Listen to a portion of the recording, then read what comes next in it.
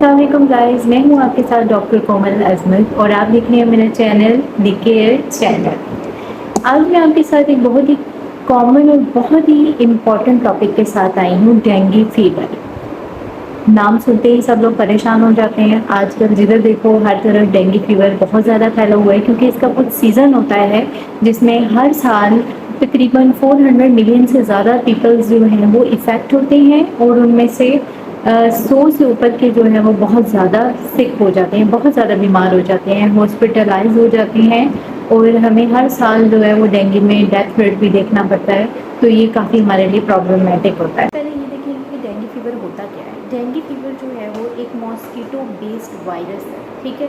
जब एक मच्छर डेंगू का आपके बाइट करता है ना आके, तो वो क्या करता है कि सीधा जब बाइट करता है तो वो सीधा आपके प्लेटलेट्स के ऊपर एक्ट करता है, यानी उसके ऊपर अटैक करता है। आपके प्लेटलेट्स जो होते हैं वो टिनी ब्लड सेल्स होते हैं, छोटे छोटे ब्लड सेल्स होते हैं जो कि बोन मैरो के अंदर बनते हैं, ठीक है। अब वहाँ पर क्या होगा, आपका ये वायरस जो होगा वो वहाँ पर ग्रो करता जाएगा, बढ़ता बढ़ता बढ़ता इतना ज़्यादा अपना नंबर इंक्रीज़ कर देगा कि आपके प्लेटलेट्स का जो काउंट है वो बहुत ज़्यादा कम होना शुरू हो जाएगा, ठीक है। और उसकी वजह से फिर क्या होता है कि बॉडी के जितने बाकी हेल्दी सेल्स हैं वो भी डैमेज होना शुरू हो जाते हैं और इस वजह से पेशेंट को बहुत सारी प्रॉब्लम्स फेस करना पड़ जाती हैं। डेंगू जो है वो डेंगू स्ट्रेन 4 तरह का होता है, type 1, type 2, type 3 and type 4। ये डिपेंड करता है पेशेंट की कंडीशन के ऊपर कि जैसे जैसे पेशेंट की कंडीशन वेरी करती जाती है वो उस क्रिटिकल सिचुएशन से या तो बाहर होता है या वहाँ क्रिटिकल सिचुएशन तक जा चुका होता है। अभी तक डेंगू का कोई भी एक स्पेसिफिक ट्रीटमेंट नहीं है हमारे पास, जो एंटीवायरल हमारे पास कोई ड्रग हो स्पेसिफिक एंटीबायोटिक्स या कुछ भी। डेंगू को हम स्पॉटिव ट्रीटमेंट देते हैं और सिम्टोमेटिक ट्रीटमेंट देते हैं, यानी आपको जो भी सिम्टम्स आ रहे होते हैं, जो भी प्रॉब्लम्स आ रही होती हैं, जो भी चीज़ें हो रही होती हैं, हम उसको ट्रीटमेंट दे के पेशेंट को क्योर करते हैं। सबसे पहले हम बात करेंगे कि डेंगू के सिम्टम्स क्या हैं। डेंगू के सिम्टम्स जो मेजर सिम्टम्स हैं जिनसे हम डेंगू को फ़र्क करते हैं बाकी टेम्परेचर के साथ, तो वो है number 1 high fever, number 2 shivering, number 3 आपके जॉइंट्स में, आपके मसल्स में पेन होना शुरू हो जाएगा। और कौन से जॉइंट्स और मसल, आपकी ये वाले जो जॉइंट्स हैं, आपकी ये जॉइंट्स या आपके जो घुटने हैं वो जॉइंट्स आपके पेन करना शुरू कर देते हैं।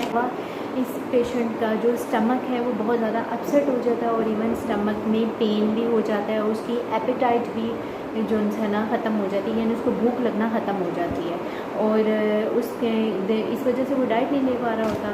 तो उसके अलावा एक डेंगू की एक सीवियर कंडीशन ये भी है कि इसमें आपको रैशेस हो जाते हैं। कुछ लोग ऐसे उनकी बॉडी के ऊपर ऐसे बड़े बड़े रैशेस हो जाते हैं और ऐसे रैशेस होते हैं कि उनको बाकायदा ज़ख़म हो जाते हैं, जैसे उनको हर जगह पे ज़ख़म हुए हुए हों, उस तरह की भी कंडीशन, लेकिन वो खैर बहुत सीवियर कंडीशन है।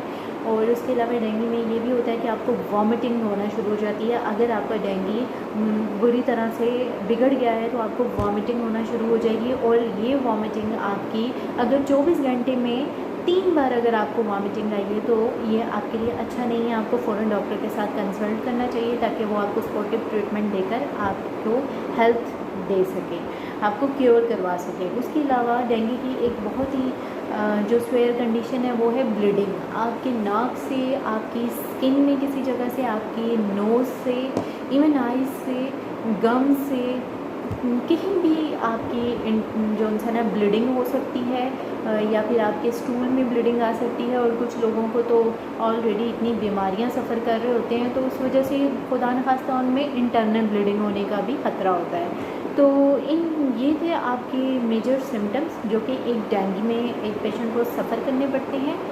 अब नेक्स्ट बात हम करते हैं कि अगर हम बात करें कि डेंगू में ट्रीटमेंट, तो मैंने आपको जैसे कि बताया कि इसका कोई स्पेसिफिक ट्रीटमेंट नहीं, हम स्पॉटिव ट्रीटमेंट देते हैं। स्पॉटिव ट्रीटमेंट में हम सबसे पहले बात करते हैं नंबर 1 पैनाडोल।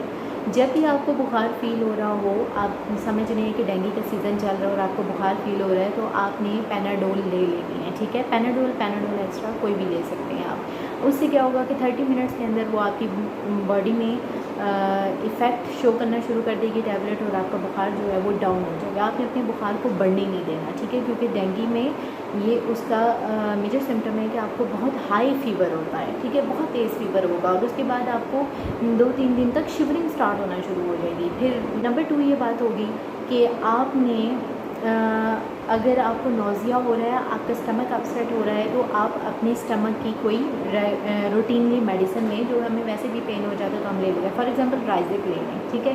नोज़िया हो रहा है तो आप मोटिलियम की टैबलेट ले लें, ठीक है। तो ये चीज़ें आप ले लें ताकि आपकी तबीयत मज़ीद बिगड़े ना, और वहीं से आप कवर कर जाएँ।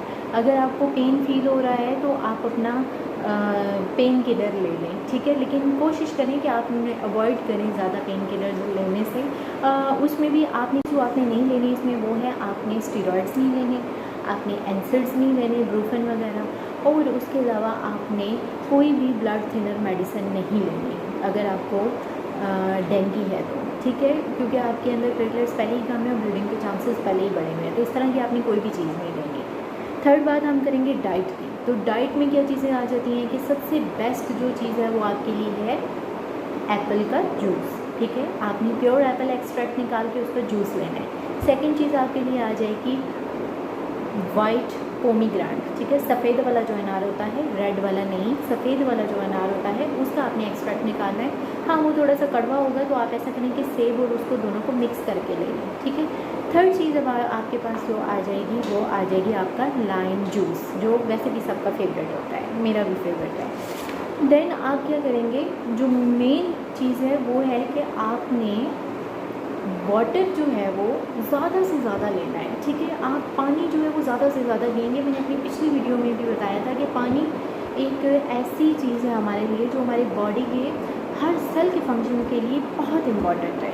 अगर आप पानी नहीं पी पा रहे तो आप ORS ले लें, ठीक है, क्योंकि बाज़ लोगों को डायरिया भी फील होना शुरू हो जाता है डेंगू फीवर में, तो उनको फिर डायरिया के अकॉर्डिंग भी मेडिसिन लेनी पड़ती है, और उसमें तो वैसे ही पानी की कमी हो जाती है, ठीक है। और जिस भी बंदे को हाई फीवर हो, जैसे कि डेंगू में होता है तेज़ बुखार, तो वो बंदा वैसे ही डिहाइड्रेशन का शिकार हो जाता है, और डिहाइड्रेशन एक बहुत बड़ी बीमारी है आपकी बॉडी के लिए, आपके सारे फंक्शंस रुक सकते हैं। बात करेंगे कि हमारे पास टेस्ट कौन कौन से हैं डेंगू के, ठीक है। तो सबसे पहला और कॉमन जो टेस्ट है डेंगू का वो है CBC, कंप्लीट ब्लड पिक्चर, ठीक है। आपको उसी से पता चल जाता है कि आपके सेल्स में चेंजेस आई हैं तो आप डेंगू की तरफ हो, अगर नहीं आई तो आप डेंगू की तरफ नहीं हो, ठीक है, क्योंकि हमने कहा कि डेंगू में आपके सेल्स के ऊपर बहुत इफेक्ट होता है। ऐसा है कि 150 से 450 की रेंज तक आपके पास प्लेटलेट्स हैं, ठीक है। 150 सबसे लोएस्ट रेंज है।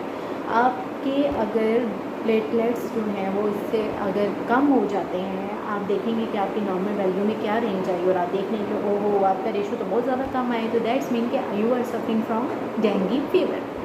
अब कुछ पेशेंट ऐसे हैं जो कहते हैं कि जी अगर उनका प्लेटलेट जो है वो 150 से सपोज 1 या 2 पॉइंट भी नीचे आए तो वो ये समझते हैं कि अब हम नहीं बच सकेंगे, तो ऐसा नहीं है। अगर नेक्स्ट चीज़ इसमें क्या होती है कि आपके वाइट ब्लड सेल्स कम हो जाते हैं, ठीक है। सेकंड टेस्ट जो है वो एलाइजा टेस्ट है, ठीक है। एलाइजा टेस्ट से हमें ये पता चलता है कि डेंगू आपको था या नहीं है या नहीं है, ठीक है। ये दो चीज़ें हमें बताता है, ठीक है। अब इसमें क्या होता है कि आपका जो वायरस जो है वो आपकी बॉडी में एंटर हुआ और उसके 1 हफ्ते के बाद आपकी बॉडी में एंटीबॉडीज़ बनना शुरू हो गई, ठीक है। इस टेस्ट से हमें ये मालूम होता है। अब ये 2 एंटीबॉडीज़ होती हैं, IgM और IgE। आपके पास IgM पॉजिटिव है और IgG भी पॉजिटिव है, तब भी इसका मतलब ये है कि आपको करंट डेंगू फीवर इन्फेक्शन हुआ है। और अगर आपके पास IgM पॉजिटिव है और IgG नेगेटिव है, देन तब भी यही मतलब है कि आपके पास करंट जो है वो डेंगू इन्फेक्शन हुआ है, ठीक है, आपको अभी हुआ है। सेकंड चीज़ जो आ जाती है हमारे पास वो आ जाती हैं प्रिकॉशंस में क्या होता है। नंबर 1, आप डेंगू स्प्रे करेंगे, ठीक है।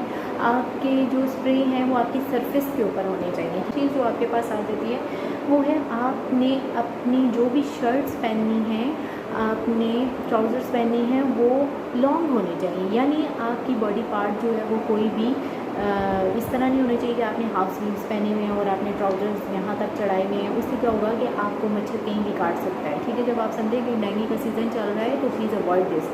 थर्ड चीज़ जो आ जाती है वो ये है कि आपने किसी भी जगह के ऊपर पानी को खड़ा नहीं करना, ठीक है। चीज़ क्या होती है हमारे पास, वो है क्रॉस इन्फेक्शन। क्रॉस इन्फेक्शन क्या होती है कि भाई अगर किसी बंदे को डेंगू हो गया है तो वो अपने आप को इस तरह से बचाए कि जब वो लेटे घर में तो वो थोड़ा बाकियों से कांटेक्ट में ना रहे, थोड़ा उनसे फासला रखे, अलग सोए और अपनी इर्द गिर्द एक नेट ले ले और उसको रखे ताकि वो अपने आप को मज़ीद मच्छरों से बचा सके। क्योंकि अगर उसको कोई भी नॉर्मल मच्छर अगर कोई और काट गया और उसने जाकर दोबारा किसी दूसरे पर्सन को काट लिया तो उन दोनों में क्रॉस इन्फेक्शन हो जाएगी, यानी एक पर्सन से दूसरे पर्सन को डेंगू हो जाएगा, ठीक है। तो एक चीज़ इंपॉर्टेंट मैं भूल गई हूँ आपको बताना कि पपाया जूस जो है ना, वो आपने पपाया जो है ना उसके आपने लीव्स लेने हैं, ठीक है। उनको धो के उनका जूस निकालें, एक्सट्रैक्ट निकालें और उसको आपने जो है ना पीना है, वो डेंगू के लिए बहुत इफ़ेक्टिव है, ठीक। One thing more that is very important, please take a rest when you are suffering from dengue fever. आप अपनी बॉडी को रेस्ट दें ज़्यादा से ज़्यादा। आप उसके अलावा अगर आपको बहुत ज़्यादा वीकनेस फील हो रही है बॉडी में तो प्लीज़ टेक सप्लीमेंट्स। आप अपनी जो है ना कोई भी मल्टीविटामिन की अच्छी टैबलेट ले सकते हैं। आखिर में आई रिक्वेस्ट यू कि प्लीज़ मेरे चैनल को सब्सक्राइब कीजिए और मेरी वीडियोस को लाइक कीजिए और इसको शेयर कीजिए और जो मैं आपको बताती हूँ प्लीज़ उसे फॉलो भी कीजिए। Thank you very much. अल्लाह हाफिज़।